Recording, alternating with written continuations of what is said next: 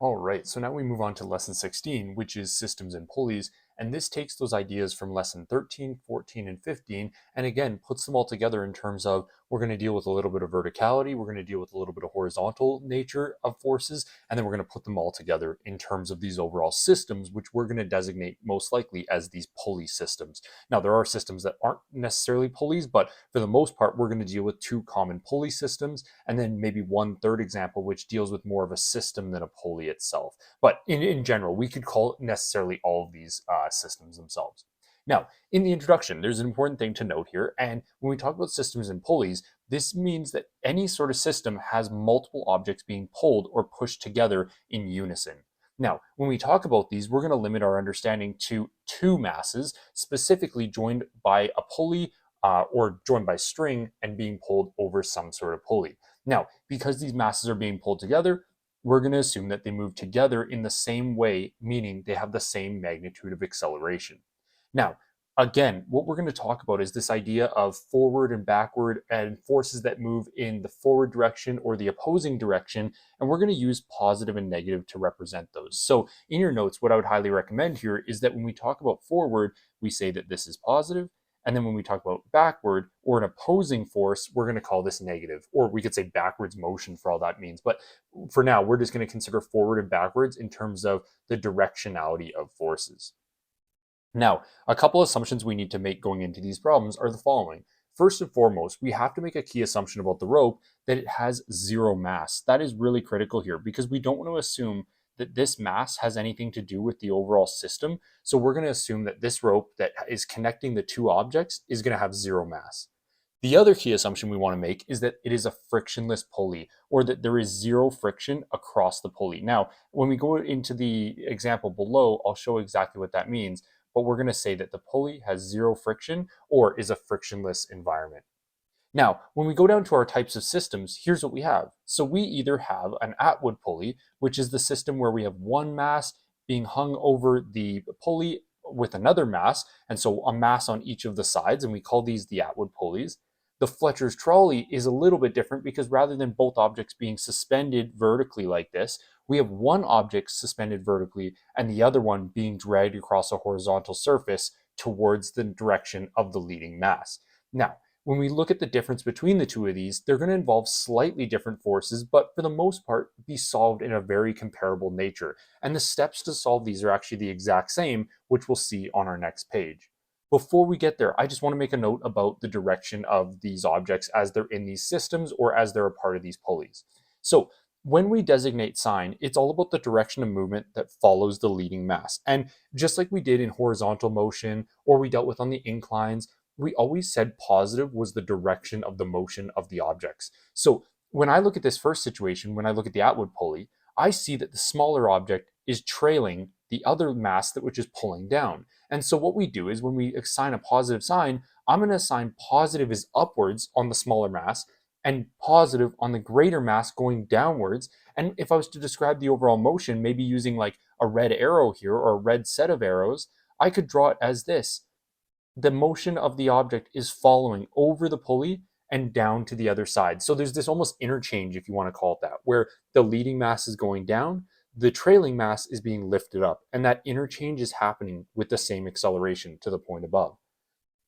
Now, just before I move to that second piece, or that second Fletcher's trolley, and kind of explain the same thing, remember this pulley right here is frictionless. So there's no sort of like friction between the rope and the actual pulley itself, meaning there's nothing that's resisting the motion of this as it crosses the pulley, which, is that realistic? Not really, right? But we just want to be looking at this and say, right here, there is zero friction on this thing. There's definitely going to be some sort of friction in the Fletcher's trolley on the horizontal, but in terms of the actual pulleys themselves in these systems, there is no friction. Now, again, continuing that point of positive versus negative movement, we consider positive movement on the horizontal towards the pulley or towards the direction it's accelerating. We then say the leading mass is going downwards, so it must have positive in the downwards direction. So just to really summarize this all together, our masses are going to be determining the overall direction of movement, and that direction of movement we designate as positive. And on the Fletcher's trolley, I did the same thing. I just drew an arrow going across to the right and then down as we cross this pulley here, and that represents the direction of movement. Now, this isn't a thing that you need to draw on your free body diagrams, but I like to just draw it in there to represent that the positive nature of these means it's the direction of movement. Okay. Now, let's go into the idea of signs again, because signs are really critical. And as we talked about in lesson 13, 14, 15, the signs for G were pretty much, they fluctuated a little bit, right? So we want to make sure that we're building consistency around how we treat the sign of 9.81 or how we treat the sign of G. Now, when we talked about horizontal planes, we said we always talked about forces as forward or backwards, or forward and opposing forces. So rather than assigning a sign to G, what we did is we just said if the force is positive, we make it positive. If the force is negative, we make it negative, and we just sub in G as 9.81. With the vertical plane, what we did is we shifted that kind of logic a little bit, and we said, well, because it's purely vertical, such as rockets, elevators, or some sort of rope and a string, we designated down as negative, up as positive, just like we did in kinematics. But then what we did for the next lesson after the vertical lesson was we went back to this idea of saying we have a forward and opposing force, so G became signless. Well, just like we did in lesson 15 and lesson 13, we're going to bring that back and say we have two masses that are accelerating with each other. We're going to designate forward as positive, negative as backwards, or the opposing force is always negative. And that way we're just going to leave 9.81 or G as signless, and we're just going to treat it as, okay, this is the quantity, what is the overall force that's happening? And this is going to help us avoid that confusion of saying, okay, well, if I put in negative 9.81, how do I compensate for that to make it a positive or negative force? That would get really confusing. So unless it's a vertical situation, like the one highlighted in green here, rockets, elevators, string on a pulley, or string on just a ball, like in the vertical situation, that's when you can make G negative 9.81. But otherwise, in the other three situations, we want to make it so that G is signless. Now, in solving for these problems, or namely solving for tension, because that's a very common thing in these system problems, what we have to do is we have to look at this and say, in order to solve for tension, we're first and foremost going to have to figure out what the acceleration is. And so there's two steps, and we're going to make sure we highlight this. Two steps involving for the tension in a rope, and these go for Atwood's and Fletcher's trolleys. First and foremost, first step, we're going to use a system free body diagram. And then what we're going to do is using that free body diagram, make an F-net equation that allows us to solve for the acceleration. Step number two, we can choose either mass. So it doesn't matter if it's the left mass or the right mass. We're going to just choose one of them and draw a free body diagram. Then from there, we're going to use that free body diagram of the individual mass to solve for the tension in the string. Now, these two steps will always be followed. And in fact, if I only do this first step here, I can't solve, well, I could solve for tension afterwards, but what I could do is when I get system acceleration, just like we've done in the other part of this unit, once I have system acceleration, I can actually determine a lot from the kinematic section. I can determine things like displacement, time. I can determine one of the velocities, whether it be initial or final at certain intervals. So finding this system acceleration not only allows us to solve for tension, but it allows us an infinite possibilities of different steps that we could do after this in terms of solving for information within a physics problem. Now, let's actually try a couple of these out on our own on the next page here. So first and foremost, we have our first example, which says we have a 30 kilogram mass connected over a frictionless pulley with a massless rope to a 20 kilogram mass on the other side. Part A and part B are those two steps that we're going to try and solve. So step number one, part A, we want to solve for the resulting acceleration of the masses when they're released from rest.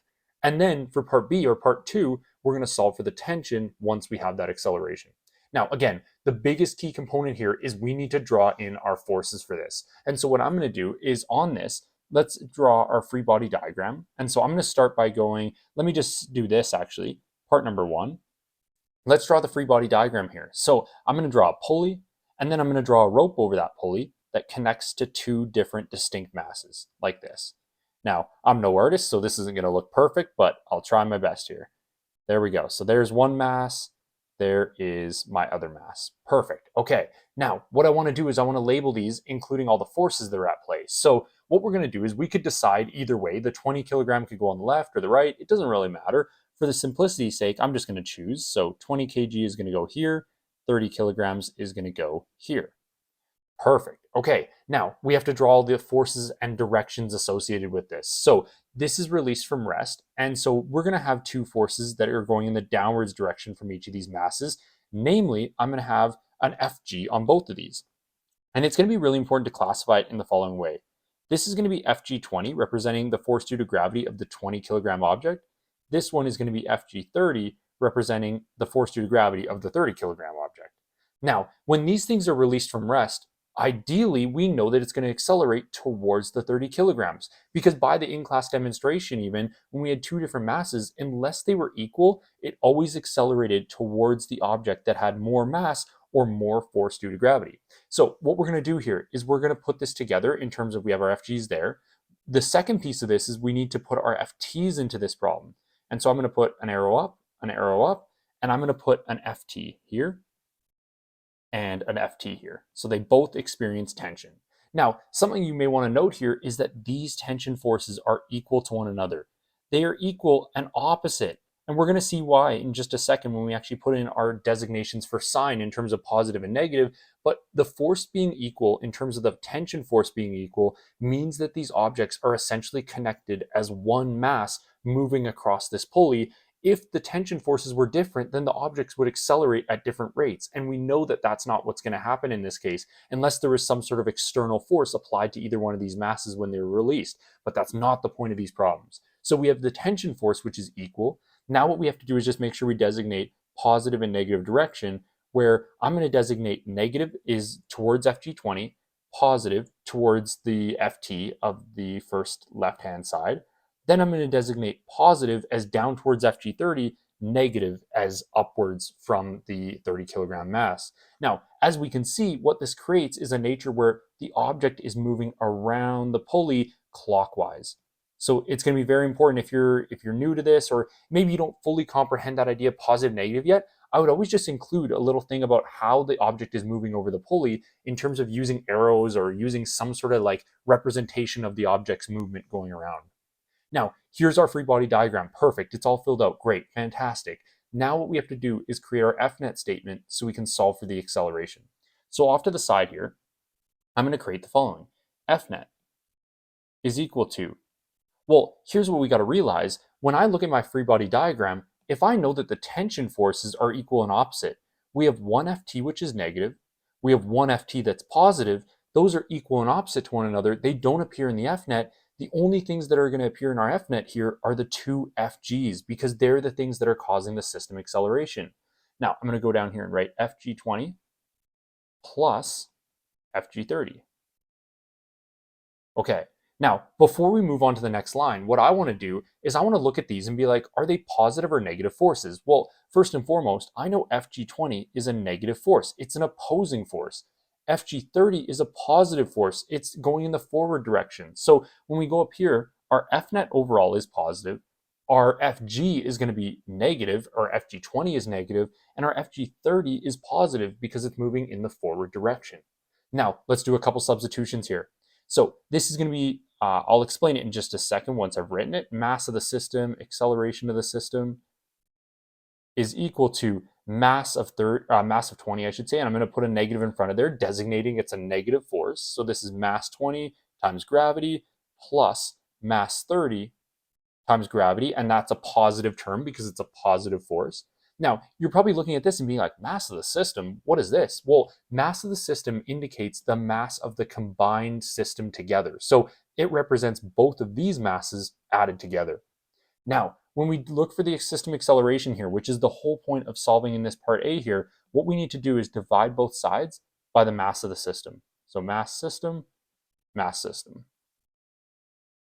Excellent, there we go. Okay, now as we write this below, it's going to be acceleration of the system is equal to, I'm going to start plugging in the numbers. This is negative 20 kilograms multiplied by, remember, a signless G. You always got to include the signless G, because once we look at this and designate it as a pulley problem or a system, we don't want to include a sign. Rather, the force is either negative or positive. Now I go over here and go plus, we have 30 kilograms multiplied by, again, another signless G. We're not putting signs in, whether positive or negative, divided by the mass of the system, which is going to be 20 kilograms plus 30 kilograms. Okay, perfect. Now, acceleration of the system is therefore equal to, we're going to plug this in terms of what it should be. Well, just on the surface level, if I'm talking about the overall acceleration, I'm going to go back to my free body diagram here. I don't even want to touch my calculator yet. If I know that the system is accelerating towards the 30 kilogram object or going this way, downwards from the 30, we know it's going to be a positive system acceleration, indicating that it is going in this clockwise direction. I mean, if our axis has got inverted, we would just say it's negative. But for this case, it's following the positive nature or the clockwise rotation of this. So I'm going to say that this is a positive acceleration, aka that it is heading downwards from the 30 kilogram object. And the magnitude to 3 significant digits is 1.96 meters per second squared. Excellent. So this solves our first part here where we have system acceleration. Now, again, when you look at this, this can open up a whole can of worms in terms of we can solve a ton of kinematics problems once we have the system acceleration, but that's not the point of this problem, is not to jump back to kinematics. We want to stay in dynamics and solve for the tension. Now, here's where we go from here. To solve for part B, or number 2, what is the tension in the rope? We have to choose one mass or the other. And typically what I do is I choose the leading mass and use this representation to help us solve for the FT. But you could use the 20 kilogram object if you wanted to. So we call this the trailing mass if you really wanted to, and this one is the leading mass because it leads the way. I'm just going to choose the leading mass, and that's pretty common in all my answer keys. Now, when we go down, we're essentially going to recreate that for part 2, or recreate the leading mass. When I do that, what I'm going to do is create a box that represents that 30 kilogram object. I'm going to fill that in here and say that this is 30 kg. Now I want to label all my forces on here, so I'm going to put down my FG, my FT, and I'm just going to make sure I include the labels for those so we don't leave that behind.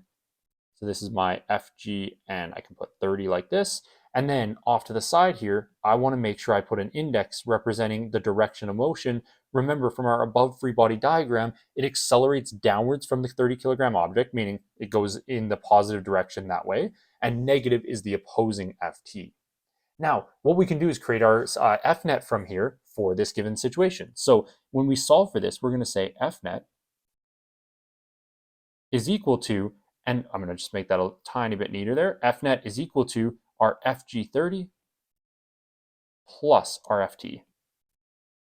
There we go. Now, because these are vectors, we need to make sure we have the right signs with them. So my overall FNet is positive because it's accelerating downwards. Our FG30 is positive because that's the direction of the movement. Our FT is going to be a negative force. And so when I go to plug these in below, here's what I'm going to get for the answer here. So I'm going to treat this as, I want to isolate for my FT. So I'm going to go FT is equal to, we're going to bring across the FG30. This is going to become FG30. Or you know what I'm going to do? I'm going to take away the, I'm going to move that FG30 over across. So this is going to become FNet minus FG30. There we go. And then now when I plug in my numbers here, here's what I have. So if I bring across my FG30, this is going to be mass of the 30 kilogram object multiplied by the acceleration of the system. So I'm going to make sure I put that in here. And then if we bring across our FG, well, our FG was positive on the right, we subtracted it over, it's going to stay negative out front of this term. I'm going to go M30 multiplied by gravity. And therefore, when I start plugging in numbers, let's see what we get here. So FT is equal to mass 30, which is the 30 kilograms, multiplied by the system acceleration, which is 1.96 meters per second squared, minus the 30 kilograms, times the 9.81, which is the signless gravity. There we go. And then when I actually type in all these numbers here, I'm going to end up getting the following. So this is going to be FT is equal to, and we end up getting negative 235. There we go. And I'm going to make that 35 a little neater there. There we go. Or what we could classify as 235 newtons upwards. Because if we're looking at this from a purely vertical situation, we could say that it is also upwards, and that would be totally acceptable here. Now, if you zoom out on this problem here, I really want you to see yet again, when we put these two things together, first and foremost, we have to solve for system acceleration if we're not given that. If you are given system acceleration, then you can jump right to your system where you go with one mass or the other and you solve for the individual tension from there. So that would be totally fine to use in that case. Now, again, why is the FT negative in this case? Because it's heading in the opposing direction. One thing I really want you to draw your attention to is how would our answer of Ft equal negative 235 change if I went over to the other mass, which is the trailing mass?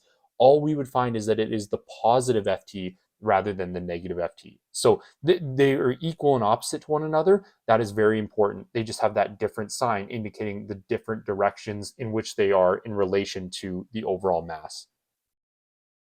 All right, now we're going to look at a Fletcher's trolley here, or an object that is being pulled horizontally by an object that is being pulled vertically in the downwards direction off here. So we have a 200 kilogram object being pulled horizontally, a 100 kilogram object being pulled down. We have some sort of coefficient of kinetic friction, which is a measure of the stickiness of the surface. So when you see this mu value, it's basically what is the interaction between the surface and the object? Well, based on this number, because it's closer to 0 than 1, I would say it's relatively non-sticky. But I mean, that's a secondary piece to that problem. It's not really that important when we look at it. Now, what we want to do is we want to make sure we label all the individual forces on this, like it's a free body diagram. So I'm going to draw the force going backwards, representing the force of friction. I'm going to draw a forward force representing the force of tension. So I'm going to make sure I include the labels for those. So force due to friction, force of tension, and then I'm going to do that same thing on the other mass. I'm going to draw my arrow down, arrow up. The arrow up represents my force of tension. My arrow down represents the FG 100, or the force due to gravity of the 100. Now, this would not be a complete free body diagram. The other couple forces that you could draw in here would be an FG and an FN on the horizontal. So we're very familiar with this notation where if there's a contact force, it represents the FN, or that F normal. Then what I want to have is my FG 200 representing the force due to gravity of the 200 object on this horizontal surface. And just like we talked about within lesson 13-14, if you have an object that's horizontal, this Fn and Fg are balanced, or else the object would be flying away vertically or crashing through the surface. So we don't want to assume either of those there. Now, what we need to do is put an index on here. So we're going to put positive in this direction, negative in this direction. On our arrow for the vertical situation, we're going to put negative up, positive down. And what this means is that if you want to fill this in for yourself, the object is following around the pulley in the clockwise direction. So it is rotating from left to right, where that object on the horizontal goes right, the object in the vertical goes down. Now, this is a complete free body diagram. We can create our system where we say, okay, what is our Fnet from here? Our Fnet is equal to the combined forces of FF and FG 100. The reason is, remember, our FTs are equal and opposite to one another. We have one in the positive direction, one in the negative direction. Because these forces are equal and opposite to one another, the tension remains the same throughout this cable. The masses are essentially moving as one unit together. So this force of tension being balanced causes the acceleration to be the same and the masses to be almost one complete system together. Now, let's draw out our Fnet from here. So our Fnet is equal to our force gravity 100 plus our FF. Now, of course, in class, I always tell you write the vector tails above them until we've assigned a sign for each of these in terms of their forces. The Fnet is going to be positive because it's heading in the right direction, or in the clockwise direction down and over. Our FG 100 is positive because it's the leading mass. It's dictating the direction of motion. Our FF is an opposing force, so we want to make sure that that is negative. Now, when we look at this and we expand this out here, we need to do something that we've done from a previous lesson. So just like we did in the last example, it's going to be mass of the system, acceleration of the system, is equal to the Fg, which is a positive force, m100 multiplied by g. And then because FF is negative, I'm going to throw a negative here, but here's where we need to make a substitution. And I highly recommend you do this in your notes. I'm going to double underline the thing that I'm making a substitution for. FF on your formula sheet is actually equal to mu Fn. We knew this from the horizontal lesson.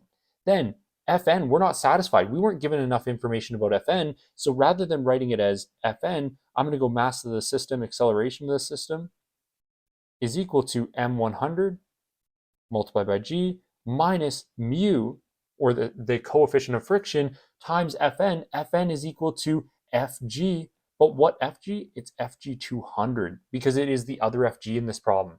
So now we have that double substitution. Again, I'm not satisfied yet because FG200, we can take this one step further, just like we did with FG down to M100G. I'm going to do that same substitution, but for the other mass. So M system, acceleration system, is equal to M100 multiplied by G minus the coefficient of friction times mass 200 multiplied by G. Excellent. Okay, now from here, we've made our substitution. We've done our common substitution we did when it comes to our horizontal lesson, where we took FF, converted it to mu FN, converted it to mu FG, which is something we knew. Now what I can do to solve for this system acceleration is divide both sides by the mass of the system. So I'm going to divide by mass of the system. There we go. Now we can plug in all our numbers here. So this is going to be acceleration of the system, which is equal to, I'm going to start plugging in all the numbers, 100 G or 100 kilograms times the signless G, which is 9.81 meters per second squared, minus our mu factor. And I'm just going to pull this over because we're probably going to need a little more space here. So if I look at this here, continuing this forward, I go minus our mu, which was 0.250, multiplied by the mass, which was 200 kilograms, multiplied by the signless G, negative 9.81 meters per second squared. Do you see how easy it is for that to slip, where I say, oh, it's a negative 9.81, but no, that's only for kinematics. When we were talking about verticality, what we want to do is on these inclines or any sort of pulley system or any sort of horizontal, we're just going to leave it signless and make the force negative or positive. And then in terms of the mass of the system, it's 100 kg plus the 200 kg, or the combined mass of the two individual objects. Okay, let's summarize this below. So acceleration of the system, just like before, because the acceleration is in the direction of the overall movement, we're going to consider this positive, and then the magnitude is 1.64 meters per second squared. Excellent, there we go. Now, just like we talked about before, what we can do is we can take this and pass it forward to kinematics. So we could take that value and be like, hey, now what is the displacement over a 2-second interval? What is the final velocity over a 3-second interval? There's so many infinite possibilities from here. So just know that this is the connection between unit A and B, is solving for this acceleration within these problems. Now, again, here's what we're going to do. We're going to take this idea of, now that we have acceleration, because the acceleration is the same for this mass and this mass, I choose either this or this, but most commonly in the notes, I always choose the leading mass to work with to solve for the tension. So in step number 2, what we're going to do is we're going to copy out, we go below here, we're going to copy out that mass again. So we had an object that was 100 kilograms being pulled in the vertical direction. So now I want to label all the forces here. We have one force down, one force up, where this was our FT, this was our FG100. There we go. And then we want to label our index here, representing that our negative was upwards, positive was downwards, and that was because it was following that leading mass, or the leading mass was going in the downwards direction, in the vertical direction. Now, if this was an elevator problem or a rocket problem or a ball and string problem in the vertical, we would just treat negative as down, positive as up. But because we're dictating this is the direction of the movement in terms of this overall system, it is positive down. Now, let's create our F net out of here so we can solve for the tension. So I say my F net is equal to the combination of FG100 plus my FT. Now, again, just like we've done before, what I want to do is I want to implement my signs. So this was a positive force. This is a positive force because it's going in the downwards direction. My FT is the opposing force, so it's going to become negative. Now, let's make our substitution. It's going to be mass of 100 times the system acceleration, which is equal to mass 100 times gravity minus my FT. There we go, because we're going to drop that and then put the sign there. Now, solving this, here's what I would get below. I'm going to get that FT is equal to, when I end up adding my FT over to the left-hand side, so what I'm going to do is just algebraically bring this over, bring my mass 100 times acceleration of the system over to the right-hand side, just exchange them so I can make the FT term positive. When I do that, I'm going to get the following. So this is going to give me FT equals mass 100 multiplied by gravity minus mass 100 times the acceleration of the system. There we go. Now from here, I get FT is equal to 100 kilograms multiplied by a signless G, negative, or I keep saying it, positive 9.81 meters per second squared, because we don't want to assume a sign for here. It's a signless g. And then minus 100 kilograms times the system acceleration, which was positive 1.64 meters per second squared. Excellent. There we go. So now, if I end up solving this out, I'm going to get Ft is equal to, and in this case, I'm pretty sure in the orientation it is right now, it's going to end up giving you a positive, but we should recognize that it should be a negative in this case. So when I go even back up to this previous step here, if I look at this, I have a positive F net, I have a Fg which was positive, an Ft which was negative. So if I drop those signs and then I end up adding it over, maybe it might make more sense to just swap these. So what I'm going to do is I'm going to just take this a step back just so that we can end up getting our negative term that we're expecting here. I'm just going to take out this. There we go. Maybe erase a little bit of that out. Perfect. Okay, let's complete that. Okay, so I'm going to take that a step back and say, well, if I have this given term and I want to solve for my Ft, what I'm going to do is just subtract this term across here, which is actually going to invert these. So I'm going to get the following. I'm going to make sure I erase this out here. Perfect. Okay, so when I plug this in here, I'm going to get mass 100 times the system acceleration, and then minus m100 g. Now, when I go to plug in all the numbers here, here's what I'm going to get. I got 100 kilograms multiplied by the system acceleration, which is positive 1.64 meters per second squared, minus 100 g, or kilograms, I should say, not just g, times g, which is 9.81 meters per second squared. Excellent. There we go. Now, we're going to get a negative for this Ft. The negative is going to be equal to negative 818 newtons, or what we can call as 818 newtons in the upwards direction. So either way you put that would be totally acceptable. I would think either one is great. Now, when we look at these here, we should be always following. So if in the end you end up getting some sort of positive term when you should get negative, or negative when you should get positive, that just means that the order in which you did the operations might be a little off, or you maybe made an algebraic mistake in terms of when you assign the force. Did you put a positive or a negative in the wrong position? So that can easily happen with these. But at the end of the day, if you get a certain value, just look back to your free body diagram and say, is this an opposing force or a forward force? And then that will determine if it's positive or negative if you really get stuck on those. Perfect. Now, we're going to go into a third and last example. Before we do that, I just wanted to remind you of one quick key differential in these first two problems. And it's when we're dealing with the F net. If you saw how the F net looked in the first part, or when we were dealing with the system as a whole, you see that we used mass of the system. When we then went down to F net, when we were dealing with the individual mass, we used mass of the individual mass when we talked about the F net. So just be very careful with that difference. Look at this F net versus this F net. One was when you use the system mass, one was when you use the individual mass. When you end up choosing one situation or the other in order to solve for the tension, just realize your F net has to include the individual mass, not the system mass. And I really wanted to point that out just so that you're okay going forward into these other problems. All right, now let's take a look at one last example here, and it's the following example. So rather than a pulley example, this is more of an example of just a standard system where objects are being pulled together and it's not being pulled over some sort of pulley, it's just being pulled across a horizontal, or for that matter, it could even be pulled vertically. Now, we have a couple forces going on here, so we're going to label them according to what they describe. 150 Newton force is applied to the system of masses if mass A experiences a 50 Newton frictional force and mass B experiences a 70 Newton frictional force.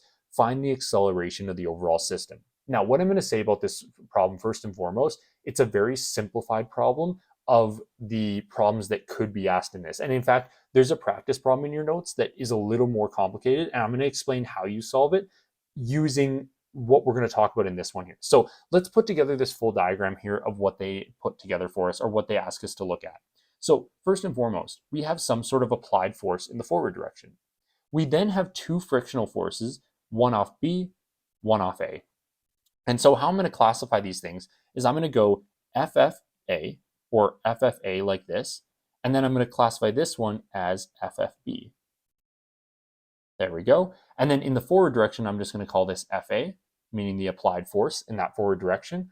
Now, something we need to add to this free body diagram that's pretty critical actually, is the other forces that appear in this diagram, and it's going to help you when it comes to doing the practice problems that deal with the more complicated systems. And you'll see what I mean in just a second.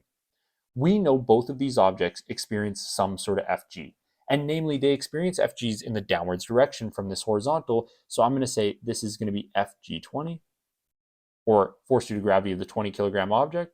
This will be FG30, and I'm going to make sure that 30 is a little bit better. There we go. So we're going to put FG and 30. There we go. So force due to gravity of the 30 kilogram object. Now, both of these experience some sort of contact force, or what we call our FNs. So I'm going to make sure I include that piece here now. So this is our FN for the 20 kilogram object. This is my FN for the 30 kilogram object. Now, I could get very specific and say 20 and 30 just to make sure we're okay with this, but you don't really need to put those in if you don't want to, but I always like to get really specific if possible. So here's all the forces that are at play on this. We have vertical forces, horizontal forces. There is two other forces, and in nature, it's actually the tension force between the two objects. So we have a tension force that goes from A to B, and then we have a tension force that goes from B to A. What I want you to realize about these is that if the objects accelerate together, in which they should, the FTs are equal and opposite to one another. So the tension force that A has on B and B has on A are equal and opposite to one another. Thus, the objects move together as one unit, or they accelerate in together as one unit. If that tension was different, B would accelerate at a different rate than A, and we don't want that. We want these to be a full system or move together. The last comment I'm going to make is this. We want to designate a positive direction towards the FA.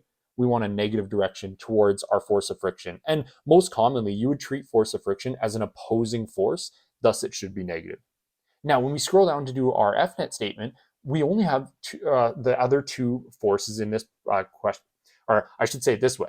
The FA is pulling in the right direction, or the forward direction. Our force of frictions are pulling in the opposing left direction, and then the FNs and FGs are just holding consistent to this equal and opposite nature that keeps the object on the horizontal. So when we go to put this all together in an FNet statement, I'm going to ignore those forces in blue. I'm going to ignore those forces in green. The only force I care about here is the forces that are designated in red, or those horizontal forces that are pulling on the object. So when we do our FNet, here's what it looks like. FNet is equal to our FA, or our applied force, plus the force of friction of A, plus the force of friction of B. Now, you want vector tails on all these until you designate what their signs are. We know the overall FNet is positive because it's dragging the objects forward. FA is positive because it's going to the right or in the forward direction. FA is a negative, FB is a negative because they're both opposing forces. Now what we're going to do is we're going to put this all together in terms of mass of the system, or the combined mass, is equal to the acceleration of the system, which is then equal to FA we can put in as a positive 150 newtons. We can then add it together with the FA, which was negative 50 newtons, plus our other negative force, which was negative 70 newtons, or our other opposing force. Now, what I'm going to do is I'm going to plug in the following. So I'm going to divide both sides by the mass of the system, because we want to get rid of the mass of the system from both sides, or not from both sides, but necessarily I want to cancel it from the left-hand side, so we leave the system acceleration. Acceleration of the system is going to be equal to, well, in that numerator, when I take 150 minus 50 minus 70, I end up giving positive 30 newtons. So I'm going to write it as positive 30 newtons as the overall FNet, divided by mass of the system. The two masses combined were 20 kilograms plus 30 kilograms. I almost wrote 50 because I was thinking about the final product, but we should have 30 kilograms. There we go. So now we're going to get a system acceleration, or an acceleration of the system, which is equal to positive 0.60 newtons per kilogram. Now, for those of you that are like, what the heck, newtons per kilogram? We're getting a newton over a kilogram. How does that, like, what does that represent acceleration? Well, just remember by definition, a newton is equal to mass times acceleration. And so if I end up getting this newtons over kilograms, I'm just going to derive that off to the side of how this is also equal to positive 0.60 meters per second squared, because technically that's what acceleration is. It's either a newton per kilogram or meters per second squared. They both mean the same thing. In blue off to the side here, I'm going to go, if I take a newton and divide it by a kilogram, well, this is equal to, a newton is mass, which is kilograms, multiplied by the acceleration, mass divided by second squared, divided by kilograms. So the newtons are in the numerator, kilograms times meter per second squared, or mass times acceleration. I'll even maybe write that above. This is mass times acceleration. This is our mass. And even based on the visual inspection of the blue in comparison to the red, you see that mass appears in the numerator and denominator, and thus it cancels. It cancels. Your mass is gone. Thus, you're left with acceleration, which is always a measure of meters per second squared in the case of our material for this year. So we say that this is equal to meters per second squared. These two things are parallel with one another. Meters per second squared is equal to newtons over kilograms. So if you're ever given that in terms of a multiple choice or some sort of piece of a question that they give you a newton over a kilogram, just know that it equals to your acceleration, which is meters per second squared. All right, I just want to establish a connection before we let you move on to your practice problems, and it's the following connection. They were really generous in this problem, and they gave us the force of friction right away. They didn't ask us to solve for it. They didn't ask us to use some sort of complicated substitution. What I'm going to recommend is the following. Remember that there is some sort of parallel between FA and FN, which then has a parallel to FG. Let's just remind ourselves of that parallel off to the side here. So in your notes, I would highly recommend you write this in for yourself. It's the following. If they asked us to solve for the force of friction, or we weren't given the force of friction, we needed to solve for it, here's how you would solve. We know that the force of friction in problems is equal to the mu Fn. Now, just as we've done in previous lessons, we double underline this because we're like, well, unless they gave us Fn, we're kind of stuck. So I'm going to say this is mu of Fg. And then again, you're like, well, Fg is typically not a value they give us unless they describe the weight of the object. So I take this one step further and say this is equal to mu mg. And this is equal to the FF. Now, more particularly, what we would say is that in that first step, these are talking about, and on your formula sheet, they always say absolute value bars, which means the positive magnitudes of these things are equal. And it's because we know the ratio of force of friction over Fn equals that stickiness of the surface. But what I want to do in that next step is put a negative here and a negative here, indicating that the force of friction is most commonly some sort of resistive force or opposing force. And so I'm going to always put that as a negative. And I'm even going to put in my vector symbols here just to make sure that we're okay with that. I'm going to drop the vector symbol once I've thrown in the sign there. So that's what our substitution would look like. This is really critical. If you need to save this or if you need to write this somewhere in your notes, I 100% would. And the reason is because if they don't give you force of friction in these problems, you need to realize that you do in fact have a way to get it. That's why it's really important when you're either in your notes and you find this type of problem, please draw in those FN and FGs, because your temptation might be just draw in FA, FF, and leave it at that. But what we need to realize is that there's more forces at play than just the FAs and the FFs. Because it's on a horizontal surface, there is some sort of Newton's first law happening. There's a balance in the vertical forces, and so that's really critical. But in the nature of this problem, they were very nice to us and just gave us the forces of friction and kept it simple for us. All right, now what you're going to want to do is you're going to want to get these practice problems done. These are really, really critical. You need to do these practice problems. And in fact, you need to label the free body diagrams that are given off to the side. It is extremely critical you try these on your own, because this is one of those big moments in dynamics where it's either do you know it or do you not. And so if you do not try these, it's really tough to know, do you understand how these full systems come together when we add horizontal and vertical all together into one problem? Now, one thing I just want to note before I let you try these practice problems here is dealing with this terminology which didn't appear in the lesson. Frictionless table, frictionless table. That is different than saying a frictionless pulley and a frictionless pulley. Frictionless table means that there's no sort of opposing force here. So in these first two practice problems, you're going to be tempted to be like, oh, there's a force of friction. There's a force of friction because it's on a table. But you need to realize that this force does not exist. When they say frictionless table, it means that there's no sort of resistive force for the object on the horizontal. And then just like always, highlighted in green here, the frictionless pulley will always exist. So that's not a surprise, but the frictionless table is something you got to be very careful of.